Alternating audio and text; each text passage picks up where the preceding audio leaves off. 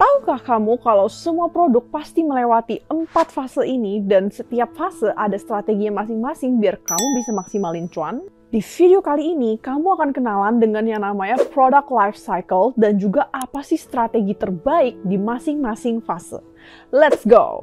Oke, jadi product life cycle atau dalam bahasa Indonesia, siklus produk itu menggambarkan perjalanan yang dilewati oleh satu produk dari awal dia dikenalkan customer sampai ke produknya minatnya udah mulai turun. Dan tampilannya kira-kira seperti ini. Jadi, dia itu ada 4 tahap. Yang paling pertama itu introduction, yang kedua itu growth, yang ketiga maturity, dan yang keempat adalah decline atau extension. Nah, perhatikan deh di tahap keempat, hidupnya produkmu itu bisa makin diperpanjang atau malahan menurun dan bahkan bisa discontinue. Dan yang menentukan apakah produkmu itu bakal tetap naik atau malahan menurun adalah apa yang kamu lakukan dan juga apa yang sudah kamu persiapkan dari tahap-tahap sebelumnya. Jadi, yuk mari kita mulai bahas dari paling pertama dulu yaitu tahap introduction. Nah, di tahap ini produkmu itu baru di-launch, dia baru mulai jualan, dan lagi dalam proses untuk dikenali ke customer atau ke market. Jadi, jualanmu kemungkinan sih belum rame ya, malahan bisa sepi malahan gitu. Dan cuannya mungkin belum terlalu kelihatan, dan bahkan bisa-bisa nih, amit-amit profitnya bahkan bisa minus. Tapi di fase introduction ini, fokus kamu itu bukan mencari cuan sebanyak-banyaknya, tapi fokus kamu adalah awareness dan development. Nah, maksudnya itu berarti kamu bikin customer atau market sadar tentang keberadaannya produkmu sambil kamu menyempurnakan produkmu dalam proses mengenali customer. Jadi langsung aku sharing aja beberapa strategi terbaik yang bisa kamu praktekkan di tahap ini, dan yang paling pertama adalah gunakan uang yang sudah kamu miliki dengan bijak. Jadi kalau bisnis kamu atau produk kamu itu masih di tahap introduction, jangan habiskan terlalu banyak duit untuk hal-hal yang sebenarnya nggak terlalu penting. Fokus dulu aja pada hal-hal yang benar-benar kamu butuhkan untuk segera mulai jualan.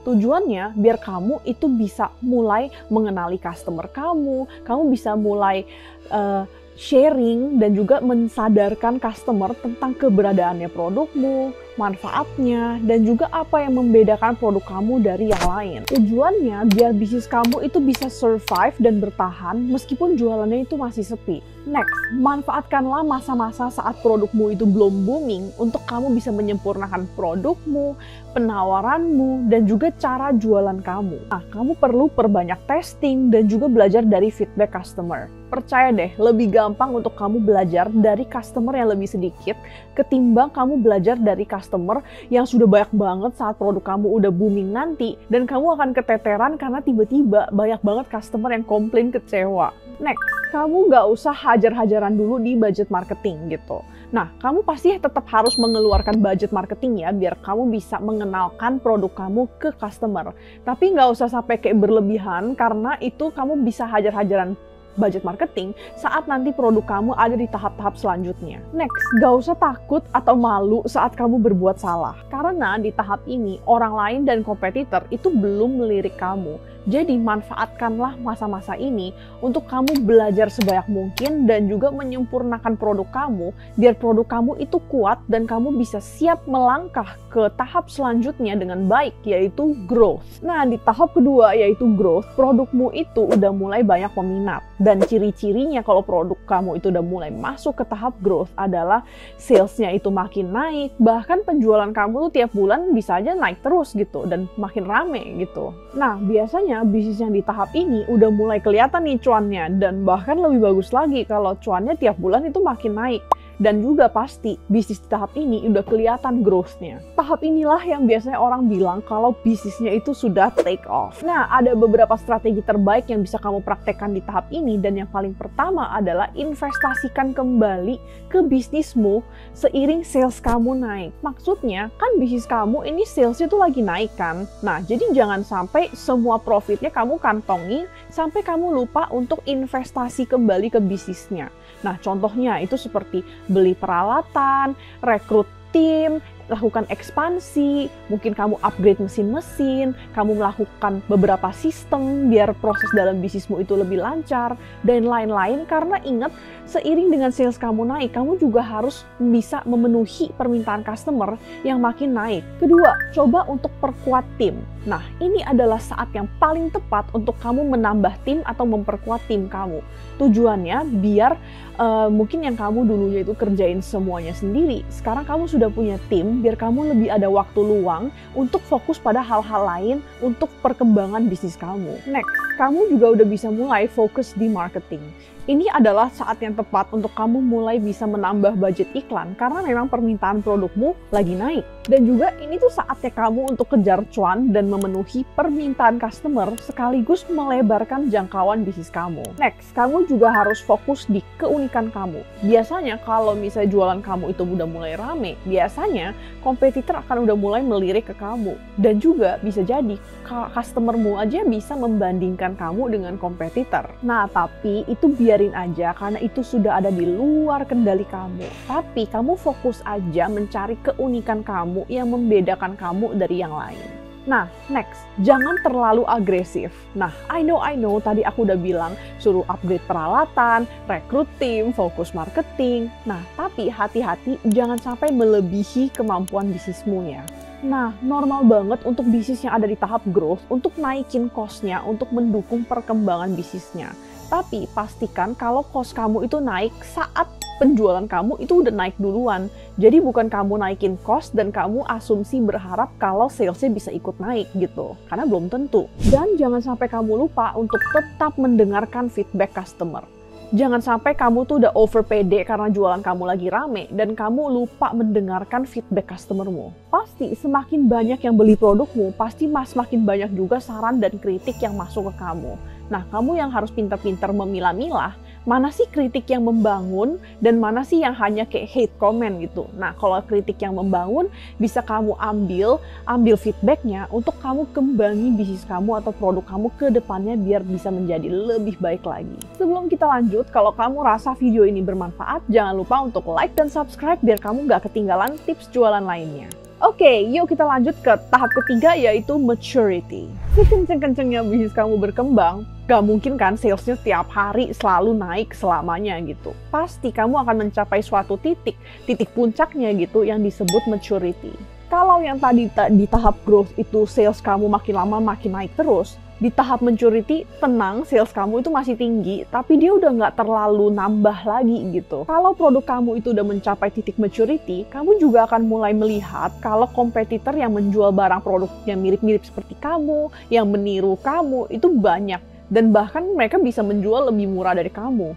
Tapi tenang, karena di tahap ini, produk penjualan kamu itu lagi rame banget, bahkan di titik paling ramenya.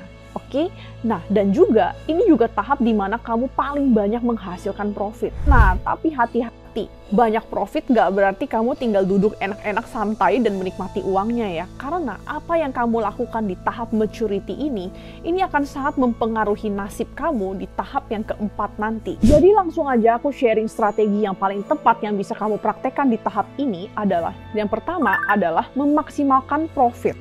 Jualan kamu kan lagi di posisi rame-ramenya kan, jadi ya maksimalkanlah profit kamu gitu. Nah, ini adalah waktu kamu untuk menikmati cuan. Nah, gimana caranya biar kamu bisa memaksimalkan profit di tahap ini? Caranya adalah dengan mempertahankan posisi kamu. Posisi kamu di tahap maturity, kan profitnya itu lagi banyak-banyaknya. Penjualan lagi rame-ramenya kan. Jadi kamu harus coba untuk mempertahankan posisi kamu di maturity selama mungkin biar kamu bisa mengumpulkan cuan sebanyak mungkin gitu. Tapi jangan lupa juga untuk siap-siap inovasi. Tenang, kamu gak harus launch produk baru atau launch inovasi baru sekarang, tapi kamu udah boleh mulai mencari ide, mencari inspirasi. Nah, kenapa kamu harus mulai dari sekarang di saat jualan itu lagi rame-ramenya? Karena biar kamu siap menghadapi tahap yang keempat, yaitu decline atau extension. Serame-ramenya produkmu, secuan-cuannya bisnismu, pasti kamu akan mulai mencapai titik di mana penjualan kamu itu udah mulai menurun. Dan udah nggak serame dulu gitu. Nah mungkin customer udah mulai bosen, atau mungkin mereka lari ke kompetitor yang udah mulai menjual produk-produk yang mungkin lebih unik, lebih bagus, lebih baru dari kamu. Nah ini adalah tahap yang sangat kritis karena kalau kamu masuk ke tahap 4 tanpa persiapan apapun, produk kamu itu bisa menurun dan menurun terus. Tapi dengan persiapan yang tepat, kamu punya kesempatan untuk memperpanjang hidup produkmu biar salesnya itu naik lagi, atau yang disebut extension. Jadi gimana sih strateginya biar produk kamu itu nggak sampai terlanjur udah turun, tapi malahan diperpanjang dan malahan naik lagi? Strategi yang paling penting di tahap ini adalah inovasi. Hanya inovasi yang paling ampuh memperpanjang hidup suatu produk yang udah mulai menurun. Kamu harus kasih sesuatu yang baru, yang fresh, biar si customer bisa kepo lagi dan tertarik lagi dengan produk kamu. Atau kadang kamu perlu menyesuaikan produkmu dengan minat market yang mungkin udah mulai berubah. Nah, jadi kabar baik buat kamu yang udah siapin ide dan juga modal dari saat masa-masa penjualan kamu lagi rame-ramenya, ini adalah saat yang paling tepat untuk kamu launch inovasi kamu biar penjualan kamu naik lagi. Ada 2 jenis inovasi yang bisa kamu lakukan di tahap ini. Dan yang pertama adalah modif atau upgrade produk yang sudah ada. Jadi, kamu bakal tetap lanjutkan produk yang udah ada sekarang, tapi kamu modifikasi atau kamu upgrade dengan sesuatu yang baru, sesuatu yang fresh, atau biar makin sesuai dengan minatnya customer. Misalnya produk kamu yang sekarang itu kamu tambahin varian baru, atau kamu upgrade formulanya, atau kamu ubah packagingnya. Inovasi kedua yang bisa kamu coba adalah buat produk yang benar-benar baru. Nah, kadang mungkin business owner bisa mulai merasa, susah nih modif produk yang ini, kayaknya mendingan aku launch produk baru dan fokus di sana. Nah, ini juga nggak apa-apa gitu. Jadi anggapannya itu kayak hidupnya bisnis kamu itu diperpanjang oleh si produk yang baru itu. Dan tenang, kamu bisa melaunch produk baru dan fokusin budget marketing kamu ke produk yang baru tanpa kamu harus discontinue produk yang lama kok. Tentu selama produk yang lama itu masih ada peminat ya, meskipun udah nggak serame dulu. Cuman kalau aku boleh saran, nggak usah terlalu prioritaskan budget marketing kamu ke produk yang udah lama itu. Oke, jadi dari product life cycle ini, kamu bisa lihat kalau semua bisnis atau semua produk pasti melewati naik turun kan. Dan itu memang realita bisnis yang udah harus kamu terima dan kamu harus hadapi kalau kamu mau bangun bisnis yang sukses. Nah, tahukah kamu kalau ada 10 realita pahit bisnis yang jarang dibahas? Dan kalau kamu kepo, kamu bisa nonton di video yang ini biar kamu juga bisa siap-siap. Thanks for watching ya, dan sampai jumpa lagi di video yang ini.